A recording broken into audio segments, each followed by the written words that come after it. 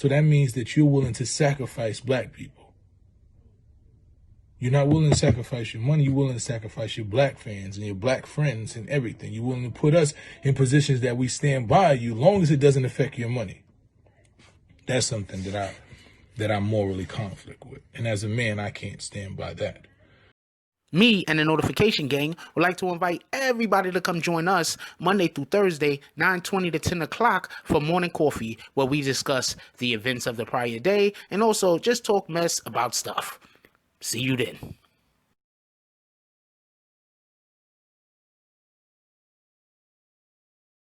Oh, Black Dynamite, I wish it was that simple, but this is much bigger than you and me. Hey, little mama. It may be bigger than you, and it may be bigger than me, but it ain't bigger than you and me. Can you dig it? So I know many of you have seen a live conversation that me and Royce 5'9" had pertaining to Vladtv and his misquote of Minister Farrakhan and him posting it. And we had a difference of opinion. Royce said that he needed the minister to apologize, and he needed to make a public apology. My position was, well, for me, all he needed to do was take down the misquote and clarify that the minister never said that. Because for me, an apology is an emotional statement. It's something that you feel. And if a person doesn't feel something, I don't want an apology from you if you don't really actually believe that. So we went back and forth and we had a difference of opinion. And based on that ideology, that's how I believe. That's me. I'm not going to apologize for something that I don't feel I should apologize for. And you can't force me into an apology. Now, you can do what you feel, but you can't force a person into an apology. If I right the wrong, if I crash your car and I go, and pay you the money, whether I apologize or not, the right is wrong. If somebody says something directly, if words come out your mouth directly and you say, yo, my son is a fucking this and I'll fuck him up. Those are your words. You're not misquoting somebody else. You're not stating somebody else. You have to, only way you can right that wrong as a man is if you apologize or you do what you said. The only way to right that wrong is to make it a public apology.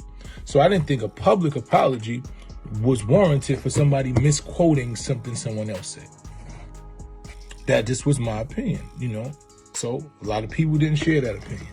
And that was based off when I had a conversation with Vlad, he came to me and he said, I never seen the full clip. I want to rectify the situation. I'm going to post, a video.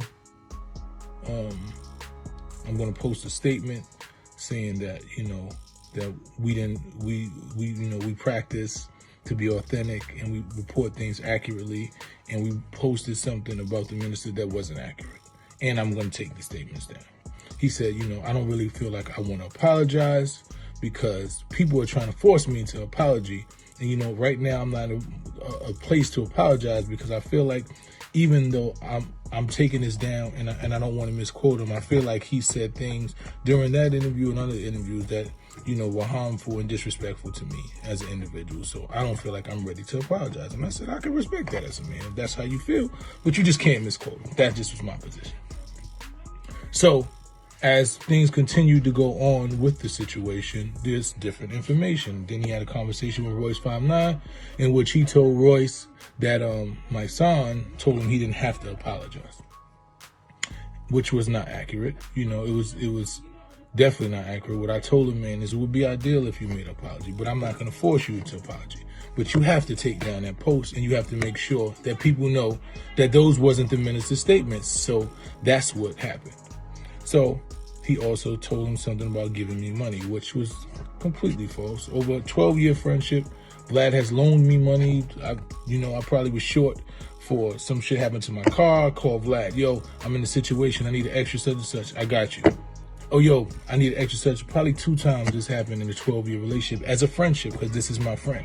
But that wasn't relayed in the comments. So all types of things got convoluted. And people just started to equate me siding, quote unquote, with Vlad because he gives me money and he's my friend. Of course he's my friend. If somebody's my friend, I'm going to, especially if I know the things that they're saying about you, I haven't experienced. for years people talk about his website and all of those things. I get it. The blog shit, I've already told him I don't really like his website, you know, but that's neither here nor there. But there were certain things that they were saying that I didn't agree with. You know, I personally connected him with the NOI. And he's done interviews with them. He's had security with them. They've had a relationship.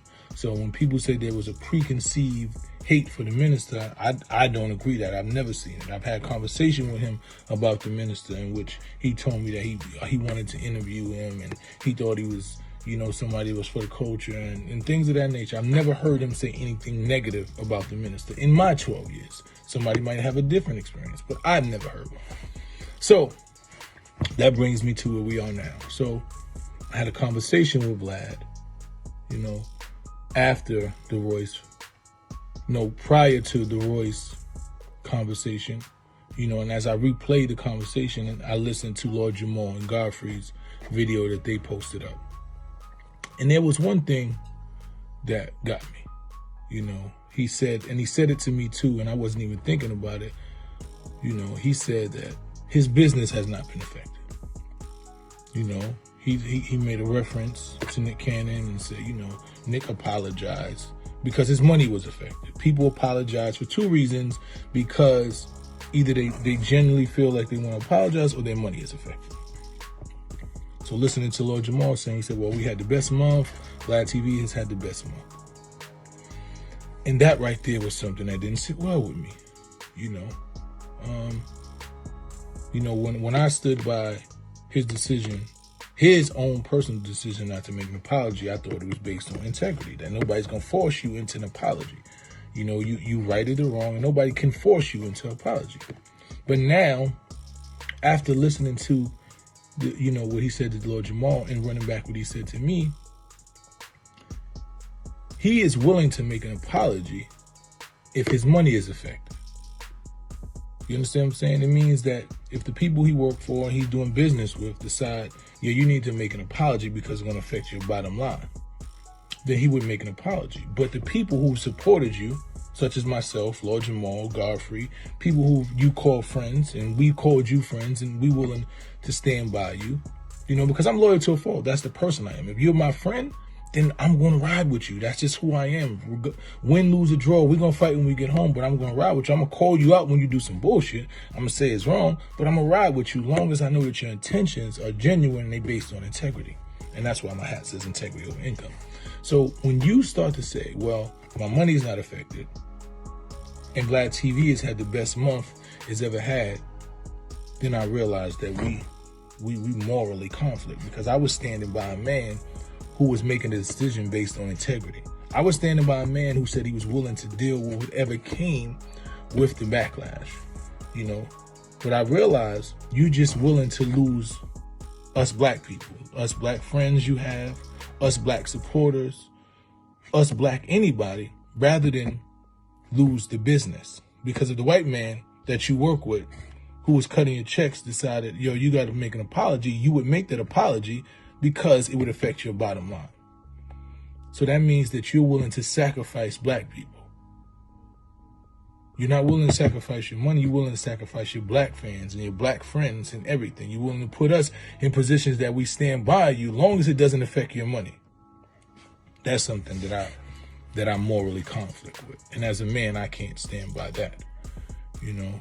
And I realize I'm loyal to a fault, but I understand the line where you draw with friendship, because my integrity means everything. Like people tell you, yeah, I went to jail for 7 years because I wouldn't tell somebody else to do the crime. That's how I am. I'm built like that. It's not a soldier. I think that's a general's mentality. I'm willing to deal with whatever comes with being involved with something. If I'm in the streets, I'm going to abide by the laws of the streets. When I'm not in the streets, I'm going to abide by the laws of whatever, you know, institution that I get involved with, because I'm wholehearted. This is who I am. I deal with integrity. I deal with morals, values, and principles.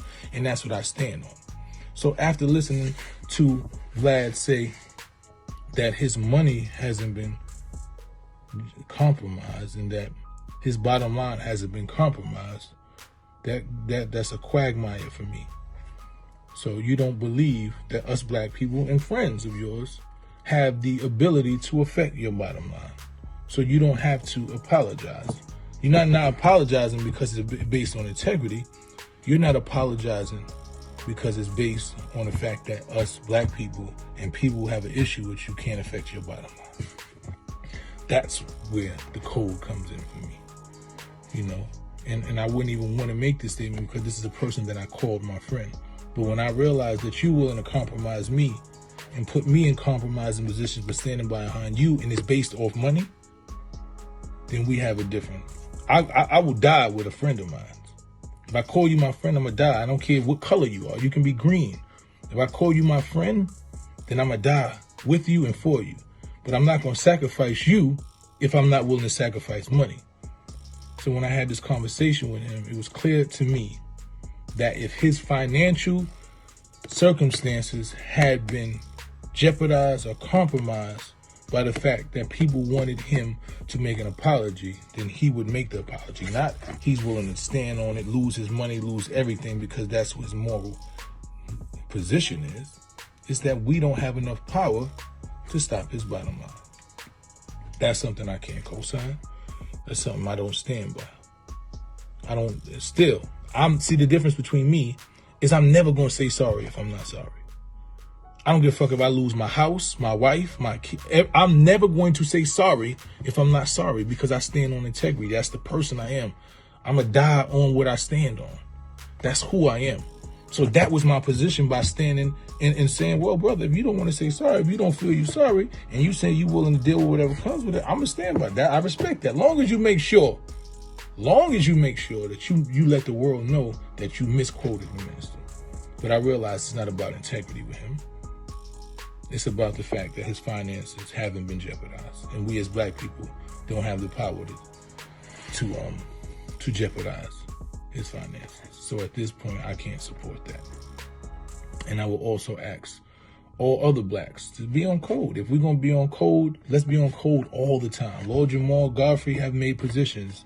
They can't fuck with them. They're not going up there. I've made a position. Since your integrity and minds are in conflict, and you're willing to jeopardize a 12-year friendship that I thought was a friendship because it doesn't jeopardize your finances, then I have to respect that. But I also have to make you understand that I can't support you.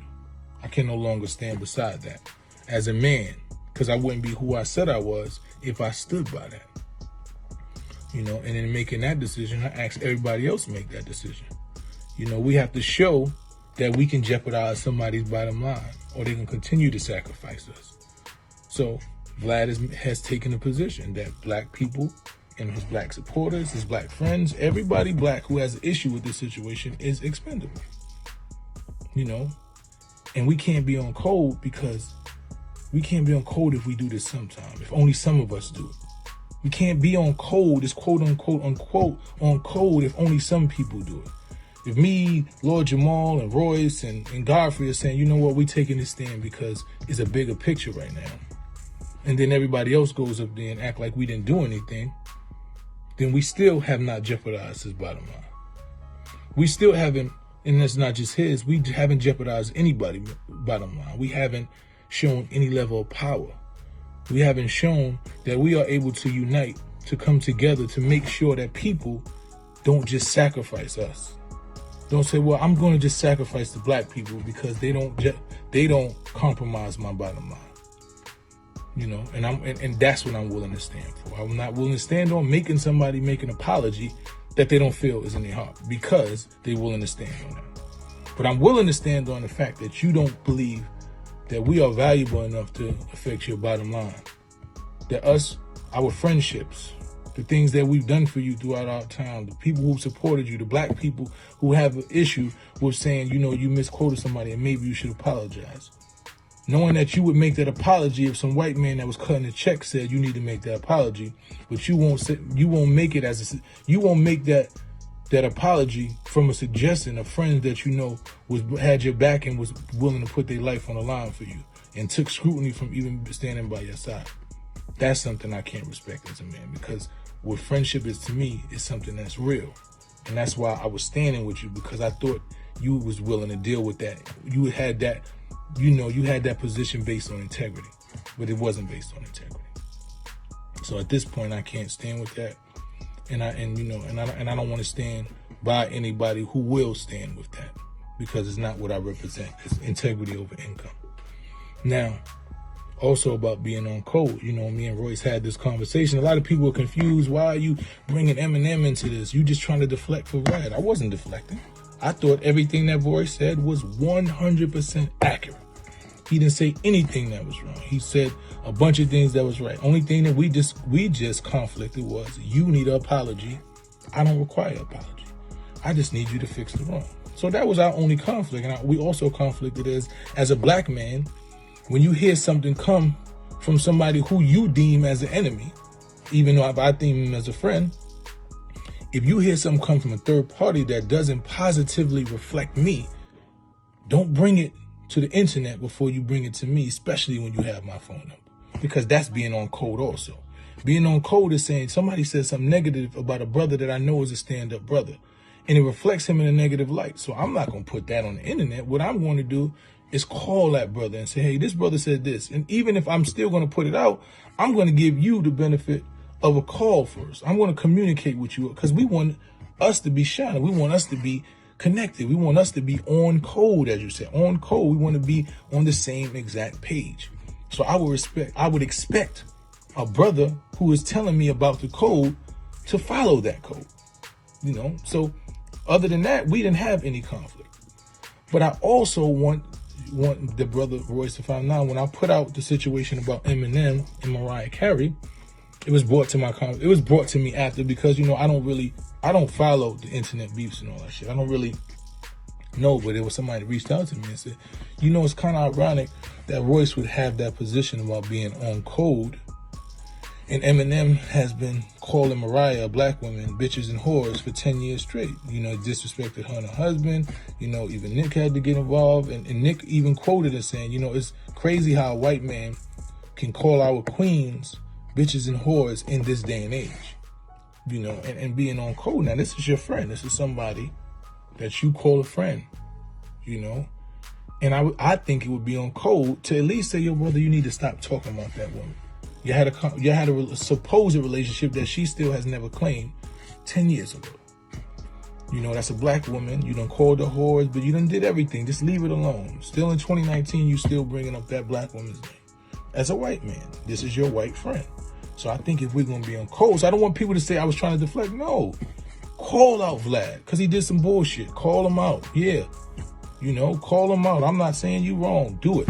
You require apology. I just require the right to, regardless of what we knew, that this brother who was a guest in hip hop, this white man who was a guest in hip hop, had to make some type of, there has to be some recourse. There has to be some level of, reprimand, some level of atonement, something. We both agreed with that. We both did. The difference was we disagreed with the level and what looked like atonement to you. Somebody saying apologize to you or sorry to you was something that you felt comfortable with. For me, I don't need an apology if it's not based in honesty and ain't based in where it comes from. So that's the only thing we differ. But in this situation, when I talked about Eminem and Mariah, it was basically to say, Royce, that's your best friend. That's your friend. You willing to die for him. That's your man. You quoted many a time. This is my friend, and I know him, and this and that, and Marshall's this, and he's this.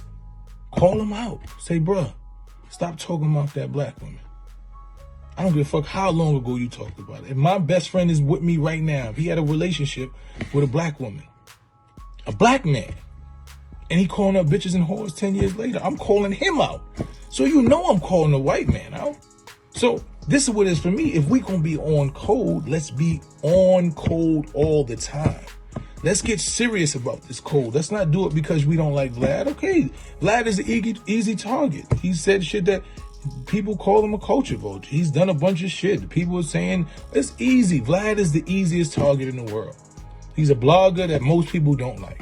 But Eminem is the loved white boy that raps in even white, black, green. So it's harder for you to call him because this is somebody this is your friend. Let's not go after the easy targets.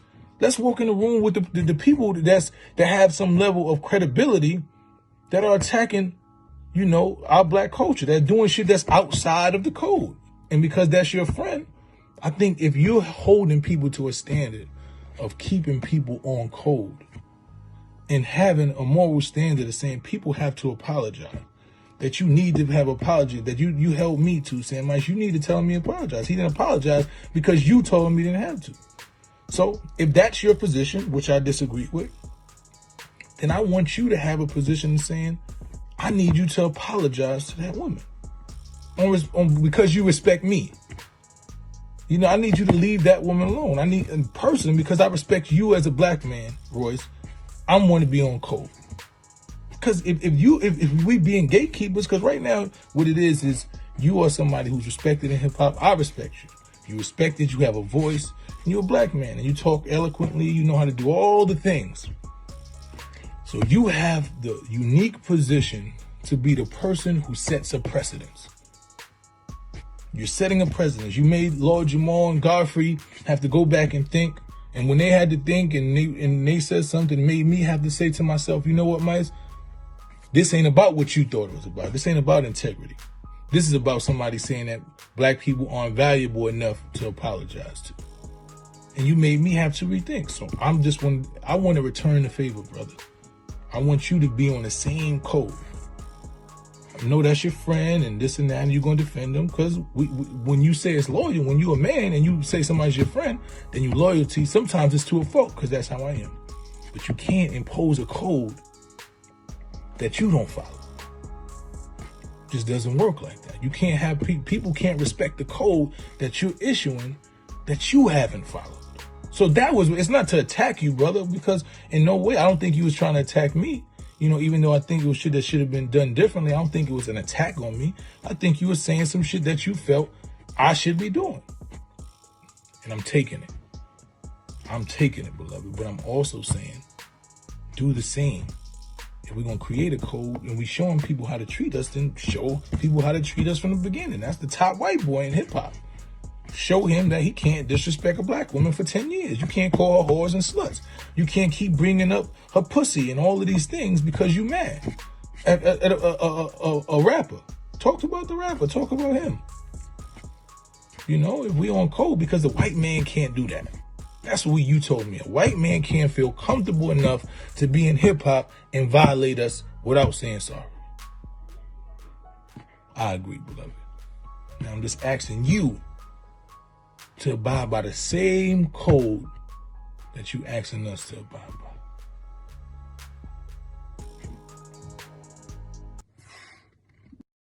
If you like this video, please hit the like and subscribe button.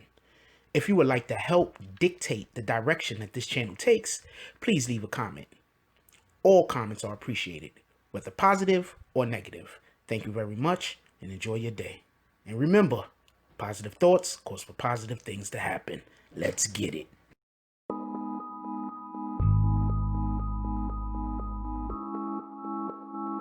Mike Oh, Black Dynamite, I wish it was that simple, but this is much bigger than you and me. Hey, little mama. It may be bigger than you, and it may be bigger than me, but it ain't bigger than you and me. Can you dig it?